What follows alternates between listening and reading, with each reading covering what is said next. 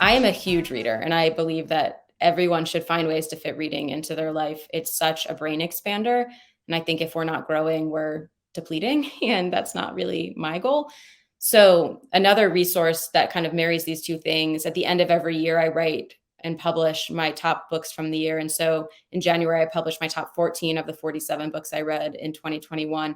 If people want those, and they're specifically for entrepreneurs, but they're a marriage of sort of personal development, psychology, and business books, because we are not one dimensional people. Everything impacts everything else. And so it really matters. And so, as an example, some of my favorite books last year was one called Burnout by Dr. Emily Nagoski, two, Will Smith's memoir, which seemingly doesn't make any sense, but actually Will Smith is like the ultimate entrepreneur in so many ways. And his story and the mindsets that he brings up are so critical. And it's just such a fun read, especially for a kid who was born in the 80s and grew up with Will in so many ways. But I'd say starting with those, and then two of my all-time favorite books that I think no matter where you are in your life are essential reads. Well, actually, I'm going to say three. One is The Four Agreements by Don Miguel Ruiz. It's the shortest but most simple yet complex book you will ever read. It's about the four agreements one should make with themselves to live a truly fulfilling life.